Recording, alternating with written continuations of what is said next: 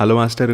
ఏమండే మేడం గారు, ఇవాళైతే నేను మీకు సూపర్ గా ఉండే మటన్ పులావ్ చూపిద్దాం అని చెప్పి ఫిక్స్ అయిపోయానండి. చూడ్డానికి తెల్లగా ఉందని చెప్పి తక్కువ అంచనా వేయకండి, ఒకసారి ట్రై చేసి రుచి చూడండి.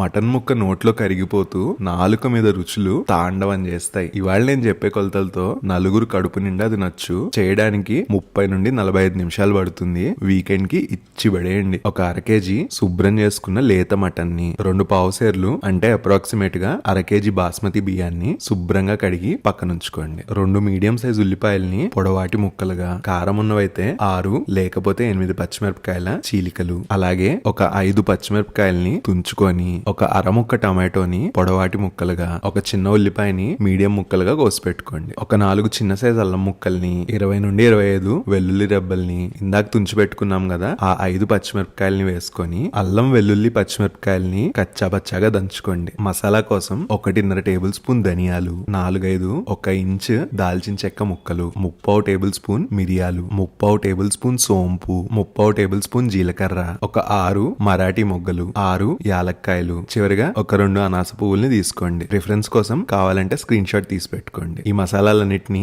మిక్సర్ లో వేసి జస్ట్ 1-2 సెకండ్లు తిప్పండి, అంతే చాలు. ఒక కుక్కర్ గిన్నెలో కడిగి పెట్టుకున్న మటన్ ని, ఉల్లిపాయ టమాటో ముక్కల్ని, అల్లం పచ్చిమిర్చి వెల్లుల్లి ముద్దని, దంచుకున్న మసాలాల్ని, ఒక 2 బిర్యానీ ఆకుల్ని, రుచికి సరిపడా రాళ్ళుప్పు, చివరిగా నెయ్యిని వేసుకొని ఏ కొలతతో అయితే బియ్యాన్ని మెజర్ చేసుకున్నామో అదే కొలతతో 3.5 గ్లాసుల మంచినీళ్ళని పోసుకోండి. ఈ మటన్ ని ప్రెషర్ కుక్కర్ లో 6-7 విజిల్స్ వచ్చేదాకా మెత్తగా ఉడికించుకోండి. కుక్కర్ ప్రెషర్ రిలీజ్ అయిన తర్వాత మటన్ ఉడికించిన నీళ్ళని సపరేట్ చేసుకోండి. అడుగున మసాలాలు ఉండిపోతాయి, అవి వేయనవసరం లేదు, గుర్తుంచుకోండి. నేతిలో నేను చూపిస్తున్న బిర్యానీ దినుసులు, మర్చిపోకుండా కరివేపాకు, ఎండుమిరపకాయలని వేసుకొని కరివేపాకు వాసన నెయ్యికి పట్టేదాకా వేపుకోండి. ఇందులోకి 2 ఉల్లిపాయల తరుగు, 6 నుండి 8 పచ్చిమిరపకాయ చీలికలు, ఒక చిటికెడు ఉప్పుని వేసుకొని ఉల్లిపాయలు మగ్గి మంచి రంగు వచ్చేదాకా వేపుకోండి. ఉల్లిపాయలు వేగిపోయిన తర్వాత ఒక చిన్న స్పూన్ అల్లం వెల్లుల్లిపాయ ముద్దను వేసి పచ్చి వాసన పోయేదాకా వేపుకోండి. ఇప్పుడు ఇందులోకి ఉడకబెట్టుకున్న మటన్ ని,